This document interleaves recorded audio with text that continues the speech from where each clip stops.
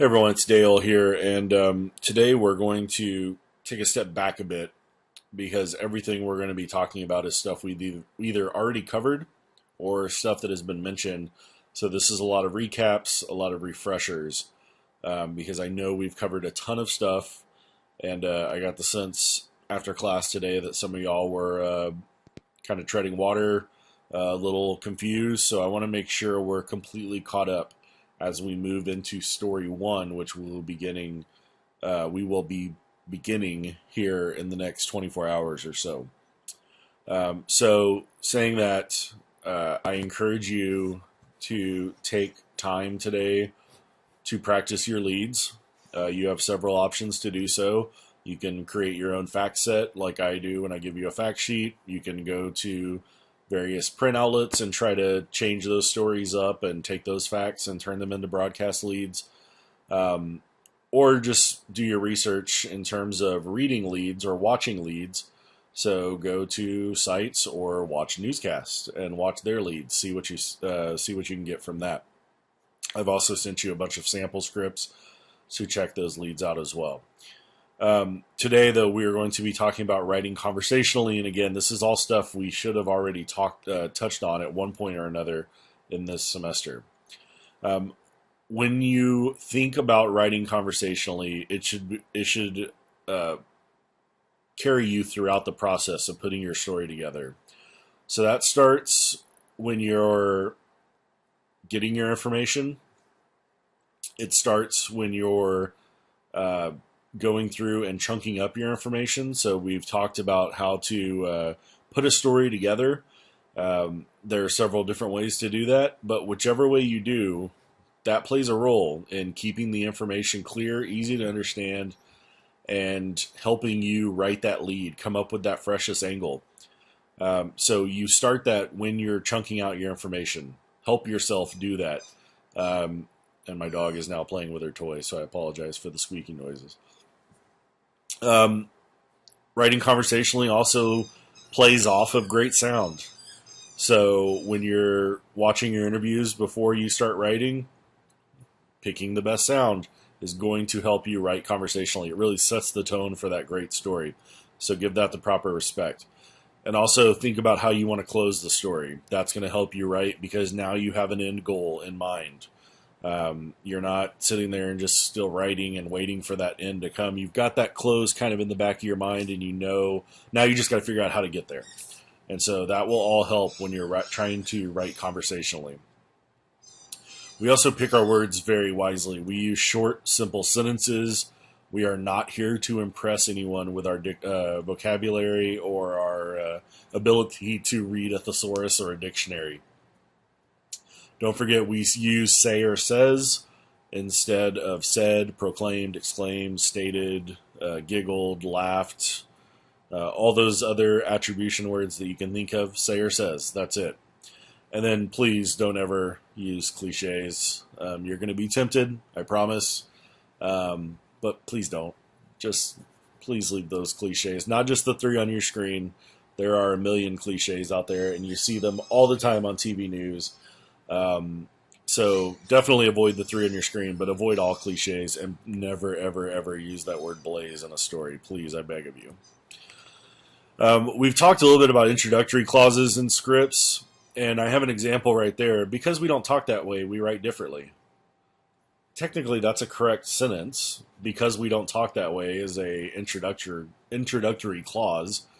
But that's not how we talk. When you read it aloud, it doesn't make sense. Because we don't talk that way, we write differently, right? We write differently because we don't talk that way. Now that makes sense to the ear. So keep that in mind when you're reading your scripts. You have to read these scripts aloud. Make sure the stuff you're saying makes sense to the ear. So always keep that in mind. Don't forget with names and titles, everyone must have a title on first reference. Everyone. Well, 99.9% of people, you don't have to say, pop singer Madonna or pop singer Beyonce. I think we all kind of know who they are. But Police Chief Bill McManus, Texas State student Jill Smith, Texas State President Denise Trouth, Texas State Professor Dale Blasingame. The rest of us, the non-Oprah Winfreys of the world, we all need titles.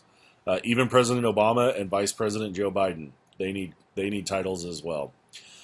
So what's the rule regarding non-famous names in a lead? We've talked about this. Do we include them in a broadcast lead? Non-famous names?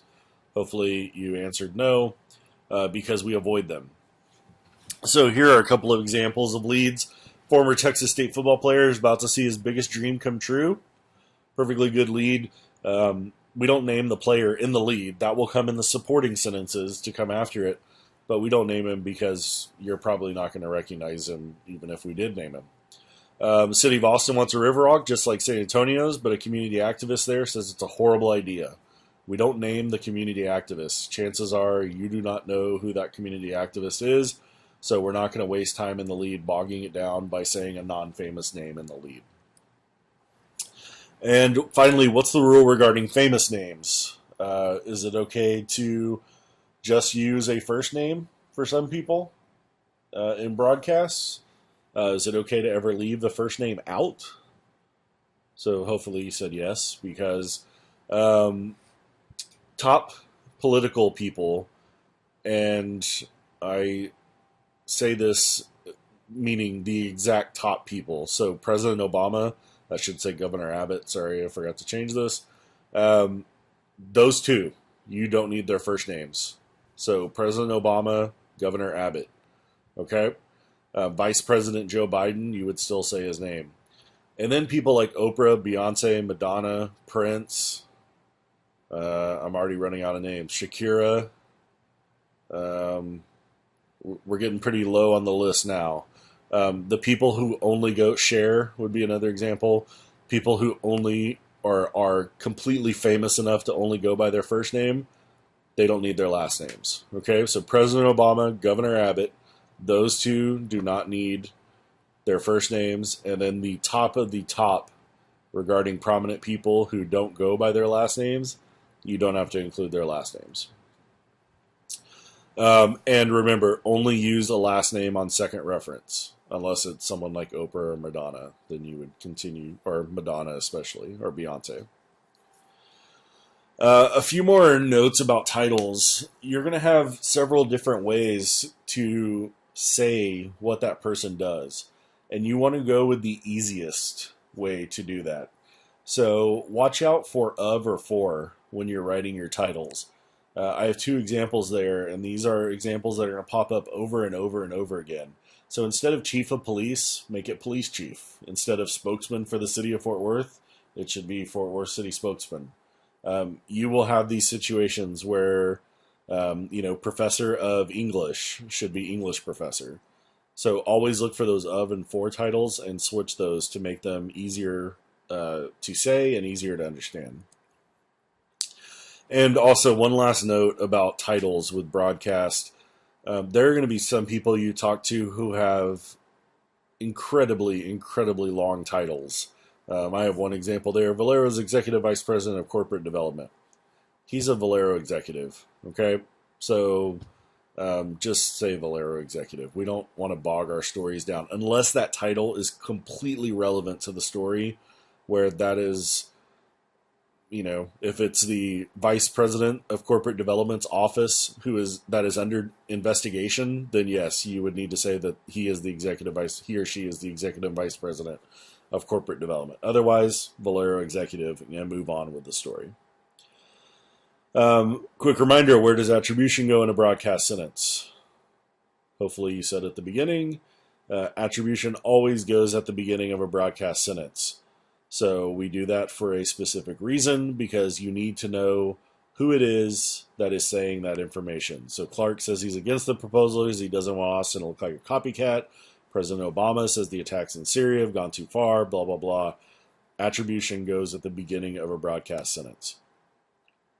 And now let's think back to 1313. Why do we use attribution? Very important to our story, to our stories. There are many reasons why we use attribution. Just a few of those. It clarifies where you got your information. That's a big one. People want to know where you got your information. What are your sources? Gives credibility to your story. So if you're doing a story on, again, Texas State football and all you interviewed was Texas State baseball players, and you're attributing it to them, that's not going to make sense, right? You've lost that. You've got a major disconnect now with the audience. They're not going to put much credibility to your story if that's the case. And when you're dealing with blame or opinion, you must always use attribution. Most of the time, this is going to involve attributing information to firefighters, police, detectives, investigators, prosecutors, indictments, stuff like that. Always have to say where you're getting that information. That is incredibly important. You need to be thinking about that involving story one, because a lot of you are probably going to be mentioning blame at some point. Make sure you are giving proper attribution for where that blame is coming.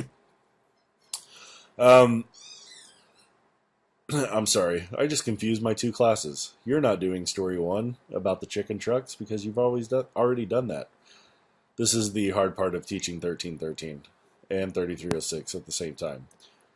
Anyways, those points still make sense. Attribution clarifies where you got your information, gives credibility to your story, and you must always use attribution when dealing with blame or opinion. That still matters for broadcast. Okay? Police say, well, going back to the chicken truck story, if you had that one for 1313, since I already mentioned it, police say the driver made an illegal left-hand turn. You can't just say the driver made an illegal left-hand turn. Okay? Sorry for that little sidetrack. Hopefully you remember the chicken truck story from 1313. Always clarify the location of your story in the lead. This doesn't mean you have to get super specific. I don't want addresses. I don't want, intersections might work. But it does help a story. It helps clarify a story. It helps make it easier to understand. If your lead was one man is dead and another's in jail after a shootout at a bar, we have no idea where that's happening. It could be here in San Marcos, could be in New Braunfels, could be in Austin, could be in New York City, could be in Tokyo for all we know. Okay? So putting a very brief explanation. One man is dead and another in jail after a shootout at a bar on the west side. Anytime you hear descriptors like that, it's automatically assumed that means of the city you are broadcasting from. So that would be on San Marcos's west side. Okay? So again, I don't want after a shootout at a bar on 14324 Magnolia Street. I don't need that. Just give me a little bit of an explanation. An elementary school student about to see his wish come true. He's going to line up with the big boys on the football field. Again, that's a pretty good lead, but we have no idea where that's happening. We care more when we know it's local. Remember, proximity matters. A third grader here in San Marcos is about to see his wish come true. He's going to line up on the football field Saturday with the big boys from Texas State. Okay, now we care more about that story because we know it's local. So look for those little opportunities to insert some location into a story. So what's next? You've now hopefully remembered or completely grasped all of these writing conversational tools or tips that we have. The best advice I can give you is to always, always, always, always, always, I could keep always on the screen all the way down, always, always, always read your story aloud. You're going to catch things. You're going to catch clunky writing. You're going to catch non-conversational writing. You're going to catch writing that made sense when you wrote it, but it doesn't make sense when you say it. You're going to find holes in your story. Read your stories aloud. Plus, you have to do that just to time them anyway. So always, always, always, always, always, always, always read your stories aloud. I expect to hear people reading their stories aloud in class when we have class assignments. Okay? Just get over the weirdness. Do it. Some of you may want to record your story. Excuse me. Record your story and listen back. You can start working on your voice, on your narration at that point.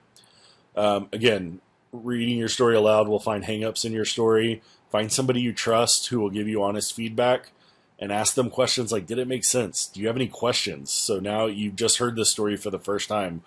What do you want to know after I just read that story to you? Because if they want to know, chances are you might need to include that information in the story, especially if it's really important.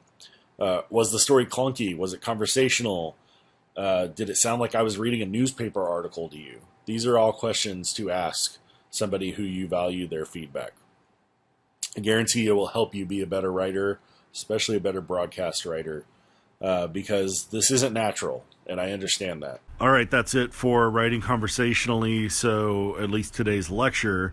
You have an online quiz to take, you'll have a lab assignment to do today, and then I also have an exercise for you to complete, and we'll continue to look at that tomorrow as we keep honing our skills on writing conversationally throughout the semester.